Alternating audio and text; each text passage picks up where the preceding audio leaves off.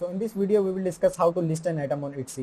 Etsy पर items list करने से पहले मैं आपको ये बता दूं कि आपने अपनी शॉप को कंप्लीट करना है उसी तरीके से जो कि मैंने तरीका बताया हुआ है अपनी वीडियोस में। अपनी शॉप कंप्लीट करने के बाद आपका अगला स्टेप होगा अपनी शॉप को स्टॉक करने का, अपनी शॉप पर लिस्टिंग्स करने का। लिस्टिंग्स करने से पहले आपने पहले Etsy में सर्च कर लेना है कि कोई सेलर आप जैसी प्रोडक्ट पहले से अगर सेल कर रहा है तो आपने उसकी प्रोडक्ट या लिस्टिंग खोलकर उसमें देखना है कि उसने कौन कौन से कीवर्ड्स या उसने कौन कौन से वर्ड्स यूज़ किए हैं अपने टाइटल के अंदर, क्योंकि वही कीवर्ड्स होते हैं, वही वर्ड्स होते हैं जो कि उस सेलर को या उस प्रोडक्ट को पहले Etsy के फर्स्ट पेज पर लेके बैठे होते हैं। आपने वो कीवर्ड्स आपने अपने पास सेव कर लेना ताकि आप वही कीवर्ड्स खुद भी यूज़ कर सकें जब आप खुद लिस्टिंग कर रहे हो। इन कीवर्ड्स को कहते हैं हॉट कीवर्ड्स। अब जब आप कीवर्ड सेलेक्ट कर लेते हैं तो उसके बाद अगला स्टेप होता है आपका कि आपने अपनी प्रोडक्ट की अच्छी सी फोटोग्राफी करनी है। आपने उस प्रोडक्ट की फोटोग्राफी करके अच्छी सी एडिटिंग करनी है, उसकी ओरिएंटेशन सेट करनी है, उसके पिक्सल सेट करने हैं 2000 बाई 2000, क्योंकि 2000 बाई 2000 की पिक्चर्स ही आप Etsy की लिस्टिंग्स पर अपलोड कर सकते हैं। पिक्चर्स वगैरह सेलेक्ट करने के बाद आपने अपनी प्रोडक्ट में देख लेना कि आपकी प्रोडक्ट में वेरिएशंस हैं कि नहीं। वेरिएशंस होती हैं कि अगर आप अपनी प्रोडक्ट में कोई कलर ऑफर कर रहे हैं, एक से ज़्यादा कलर ऑफर कर रहे हैं या फिर आप साइजेस ऑफर कर रहे हैं तो वो प्रोडक्ट वेरिएशंस में लगेगी। सो चलें इस वीडियो में मैं आपको एक लाइव Etsy की लिस्टिंग लगाकर दिखाऊंगा कि आप Etsy पर लिस्ट कैसे कर सकते हैं, Etsy पर आप कैसे टाइटल्स चूज करते हैं और Etsy पर कैसे आप अपनी डिलीवरी प्रोफाइल्स क्रिएट करते हैं। So let's start. Etsy पर लिस्टिंग स्टार्ट करने के लिए आपको सबसे पहले अपनी शॉप मैनेजर में से लिस्टिंग्स के टैब में आना होगा। लिस्टिंग्स के टैब में आके आप अपनी ऐड अ लिस्टिंग पर क्लिक करेंगे लिस्टिंग स्टार्ट करने के लिए। उसके बाद आपको ये पेज शो होगा। इस पेज में आप सबसे पहले पार्ट में आप फोटोज ऐड करेंगे। याद रहे कि आपने फोटोज 2000 बाई 2000 के पिक्सल्स की ऐड करनी है और आपकी उन फोटोज की ओरिएंटेशन बिल्कुल सेट हो कि वो टेढ़ी ही ना हो कहीं से भी। अब जैसे कि आप देख सकते हैं कि मैंने एक पर्स की पिक्चर अपलोड की है और कम से कम मैंने 4 पिक्चर्स अपलोड करनी है। आपको भी ख्याल रहे कि आपने कम से कम 4 या 3 पिक्चर्स लाजमी अपलोड करनी है और ये पिक्चर बिल्कुल क्लियर हो। अब जैसे कि आप देख सकते हैं कि मैंने एक पिक्चर के जो अपलोड की है, जो थंबनेल में सेट की है, जो मेन पिक्चर है मेरी वही थंबनेल में सेट होगी और वो पिक्चर का बैकग्राउंड मैंने वाइट रखा है। कस्टमर के ऊपर या फिर एक बायर के ऊपर एक बहुत अच्छा इंपैक्ट पड़े। अगर आपने अपनी पिक्चर का थंबनेल एडजस्ट करना है तो आप एडजस्ट थंबनेल पर क्लिक करके उसको मूव करके सेट कर सकते हैं। जैसे कि अब हमने थंबनेल सेट कर लिया, अब उसके बाद हम बात करते हैं टाइटल के बारे में। टाइटल में जैसे कि आप देख सकते हैं कि मैंने एक टाइटल अपलोड किया अपने पर्स की लिस्टिंग के लिए। उसमें मैंने एक ही वर्ड बार बार यूज़ किया है। ये वर्ड मैंने उन लिस्टिंग्स से पिक किया है जो कि फर्स्ट पेज पे बैठे हुए थे सेलर्स, जो कि फर्स्ट पेज पे बैठे सेलर्स सेल कर रहे थे अपनी पर्स की लिस्टिंग्स। उनमें से मैंने ये अपनी वर्ड्स चूज़ किए हैं और यहाँ पर मैंने टाइटल्स में यूज़ किए हैं। आप याद रहे कि टाइटल्स में आपने कीवर्ड्स अपने पुट करने हैं जो कि आप दूसरी लिस्टिंग से या फिर आप एक बायर का माइंडसेट रख के आप एक कीवर्ड सोच रहे हैं तो वो आपने कीवर्ड्स यहाँ पर टाइटल में यूज़ करने हैं ताकि आपकी लिस्टिंग्स की सर्च एनालिटिक्स बेहतर हो। उसके बाद अबाउट दिस लिस्टिंग वाले सेक्शन में यहाँ पर आपसे Etsy कुछ मालूमात लेगा, इन्फॉर्मेशन लेगा। उसमें वो पूछता है हु मेड इट। हम यहाँ पर ऐड करेंगे I did. What is it? A finished product. When did you make it? अब यहाँ पर आपने मेड टू ऑर्डर की ऑप्शन सेलेक्ट करनी है तो आप मेड टू ऑर्डर की ऑप्शन सेलेक्ट कर लें। अगर आप विंटेज आइटम सेल कर रहे हैं तो आप विंटेज आइटम्स में से कोई भी इसमें से ईयर सेलेक्ट कर सकते हैं। अब मैं यहाँ पर मेड टू ऑर्डर की ऑप्शन सेलेक्ट करूँगा ताकि बायर को पता लगे कि किसी भी कस्टमर को पता लगे कि ये आइटम उनकी रिक्वायरमेंट्स, उनकी नीड्स के मुताबिक बनेगी। अब कैटेगरी में जैसे कि मैं बैग्स या पर्स सेल कर रहा हूँ तो मैं बैग्स या पर्स ही सेलेक्ट करूँगा। उसके बाद बात आती है Etsy आपसे कुछ इन्फॉर्मेशन लेता है आपके प्रोडक्ट के बारे में कि वो पूछ रहा है कि प्राइमरी कलर बताएं, इसका सेकेंडरी कलर बताएं। ये प्राइमरी कलर और सेकेंडरी कलर उनके लिए है जो एक ही प्रोडक्ट में 2 या 3 कलर ऑफर कर रहे हो। जैसे कि अब मैं इस प्रोडक्ट में 2 कलर्स ऑफर कर रहा हूँ, ब्लैक और ब्राउन, तो वो एक ही प्रोडक्ट में नहीं है, वो डिफरेंट प्रोडक्ट्स हैं, तो ये कलर मैं वेरिएशन में दूंगा। जैसे कि अगर आप एक ही प्रोडक्ट लगा रहे हैं और उसी में ही कलर्स हैं 2, तो आप यहाँ से जो ज़्यादा कलर है उसमें तो आप वो प्राइमरी कलर सेट करेंगे और यहाँ से आप सेकेंडरी कलर सेट करेंगे। उसके बाद Etsy ने मेरे से पूछा है कि आप बैग टाइप कौन सा है। मैं यहाँ पर सेलेक्ट कर दूंगा कि शोल्डर बैग है ये शोल्डर बैग। और वेडिंग थीम, ये बिल्कुल वेडिंग थीम में नहीं आएगा। और ओकेजन में कौन सा आएगा? ओकेजन में भी कोई भी नहीं है मेरा। आपकी प्रोडक्ट के रिलेवेंट अगर कोई भी यहाँ पर ओकेजन क्रिएट होता है, ओकेजन यहाँ पर ऑप्शन आती है तो आप वो ऑप्शन सेलेक्ट कर सकते हैं। सेलिब्रेशन में मैं अगर किसी को अगर ये गिफ्ट कर रहा हूँ, यानी कि अगर किसी को एज अ गिफ्ट दे रहा हूँ या किसी को एज अ सरप्राइज दे रहा हूँ, तो यहाँ पर मैं सेलिब्रेशन में सेलेक्ट करूँगा कि मैं ये कौन से सेलिब्रेशन में दे रहा हूँ। सेलिब्रेशन के ऑप्शन में यहाँ पर नहीं सेलेक्ट कर सकता क्योंकि मैं ये पर्स एज अ गिफ्ट किसी को एज अ सरप्राइज नहीं भेज सकता किसी भी सेलिब्रेशन के मौके पर, तो आप अगर अपनी प्रोडक्ट अगर किसी सेलिब्रेशन के मौके पर किसी को एज अ गिफ्ट या सरप्राइज भेज सकते हैं तो आप सेलिब्रेशन के ऑप्शन में से कुछ भी सिलेक्ट कर सकते हैं। उसके बाद बात करते हैं हम रिन्यूअल ऑप्शन के बारे में। रिन्यूअल ऑप्शंस के बारे में जैसे कि मैंने आपको बताया था कि जब आप अपनी आइटम लिस्ट करते हैं या प्रोडक्ट लिस्ट करते हैं तो आपके ठीक उस 4 महीने के बाद इट्सी आपकी उस लिस्टिंग को एक्सपायर कर देगा। तो अगर आप चाहते हैं कि आपकी वो लिस्टिंग ऑटोमेटिक रिन्यू हो जाए तो आप ऑटोमेटिक पर क्लिक करते हैं। ऑटोमेटिक पर क्लिक करने के बाद आप इट्सी को $0.20 पे करते हैं ईच टाइम जब भी आपकी लिस्टिंग ऑटोमेटिकली रिन्यू होती है। उसके बाद बात करते हैं टाइप में फिजिकल और डिजिटल आता है। जैसा कि आप देख सकते हैं कि मैं एक पर्स लिस्ट कर रहा हूँ तो वो एक फिजिकल आइटम है, तो वो फिजिकल आइटम नहीं आएगी। अगर आप कोई फाइल या फिर कोई पैटर्न कोई फाइल में अगर आप सेल कर रहे हैं तो आप उसमें डिजिटल सेलेक्ट करेंगे। इसके बाद बारी आती है डिस्क्रिप्शन की। डिस्क्रिप्शन में आप A to Z अपनी आइटम के बारे में बताते हैं कि आपकी आइटम कैसी है, इसकी सारी स्पेसिफिकेशंस आप डिस्कस करते हैं डिस्क्रिप्शन में। और याद रहे कि डिस्क्रिप्शन में आपने कीवर्ड्स भी डालने हैं, आपने कीवर्ड्स भी पुट करने हैं जो कि आप टाइटल में यूज़ किए होंगे आपने।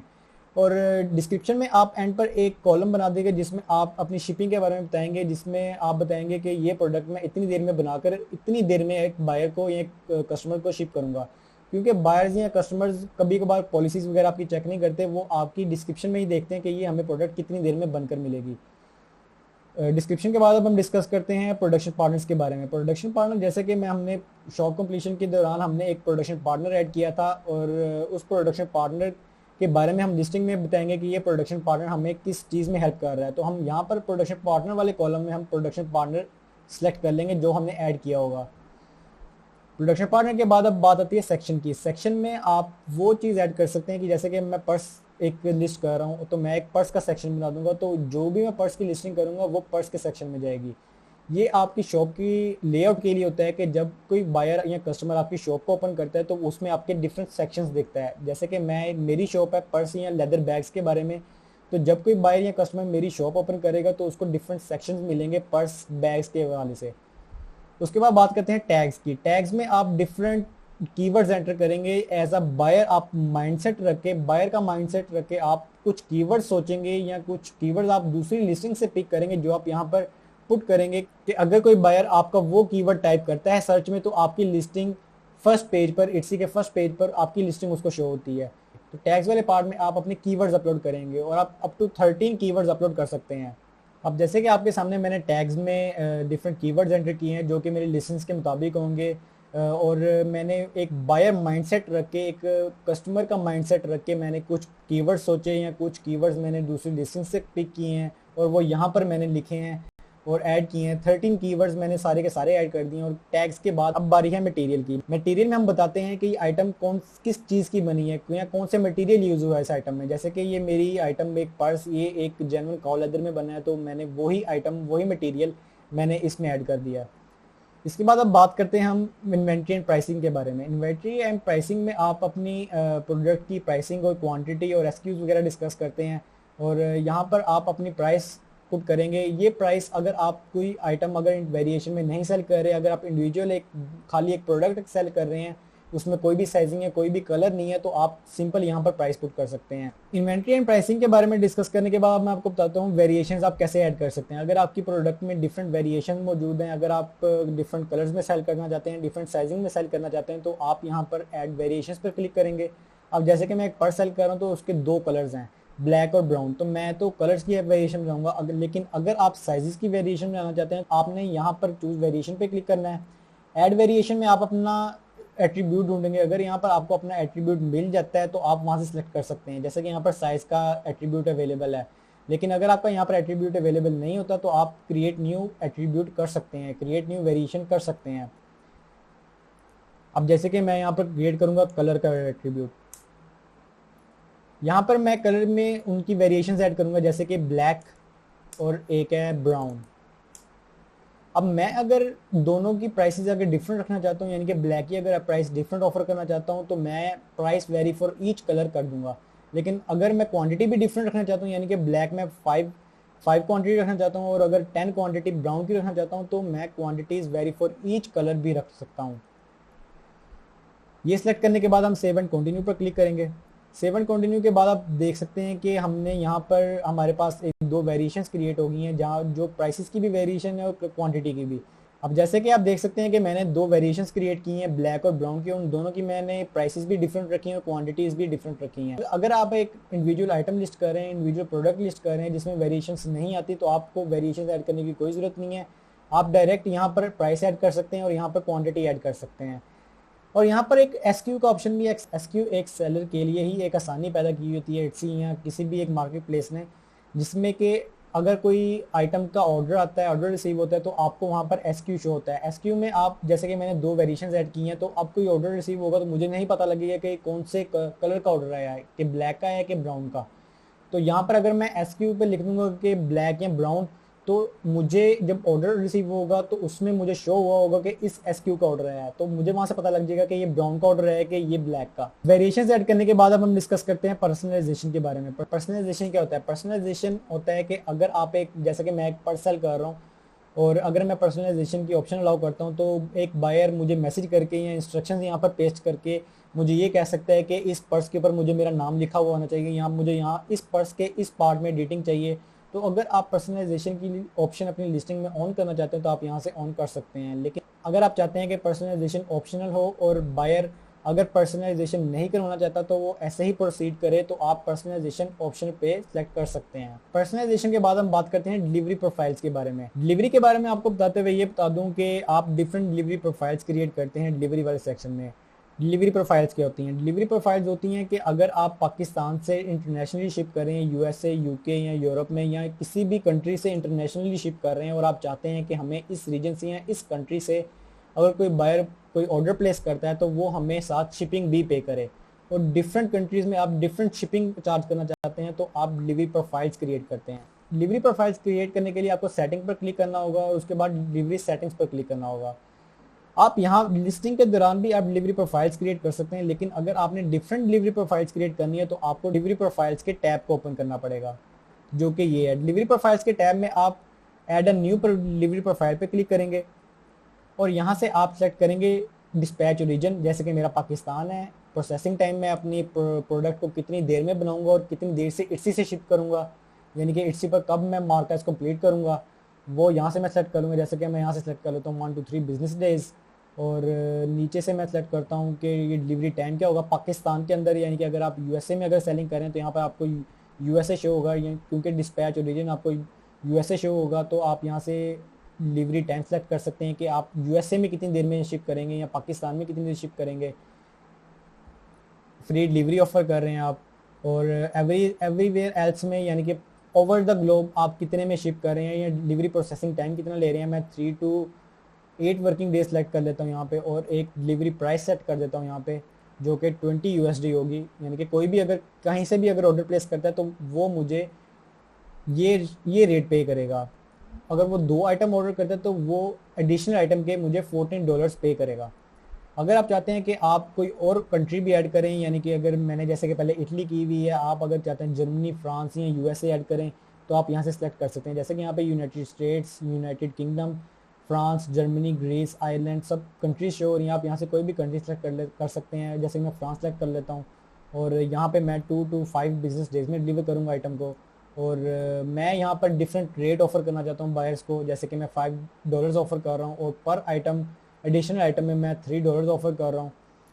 और यहाँ से मैं डिलीवरी प्रोफाइल क्रिएट करके मैं फॉर फ्रांस ओनली एक डिलीवरी प्रोफाइल क्रिएट कर सकता हूँ। ये करने के बाद एक क्रिएट प्रोफाइल क्रिएट हो जाएगी और आपकी प्रोफाइल सेव हो जाएगी। जब आप एक डिलीवरी प्रोफाइल क्रिएट कर लेते हैं तो आपको यहाँ पर वो प्रोफाइल शो होना शुरू हो जाएगी, तो आप वहाँ से सिलेक्ट कर सकते हैं कि आपने कौन सी प्रोफाइल यहाँ से सिलेक्ट करनी है। जैसे कि मैं यहाँ पे इटली सेलेक्ट कर रहा हूँ, और ये मैंने डिलीवरी प्रोफाइल सेलेक्ट कर ली है। डिलीवरी प्रोफाइल में वैसे तो आपको डिलीवरी ऑप्शंस में ये चीज़ नहीं शो होगी, क्योंकि मैंने एक तो पहले ही डिलीवरी प्रोफाइल क्रिएट की हुई थी आपके लिए, तो आपको ये चीज़ शो नहीं होगी। आपको जो चीज़ शो होगी डिलीवरी ऑप्शन में, वो आपको ये चीज़ शो होगी, यानी कि सेम डिलीवरी प्रोफाइल जैसी। यहाँ से आप अपना प्रोसेसिंग टाइम सेलेक्ट करेंगे और अपनी स्टैंडर्ड डिलीवरी के बारे में बताएंगे। एवरीवेयर एल्स में आप कितनी शिपिंग चार्ज करेंगे वो बताएंगे आप।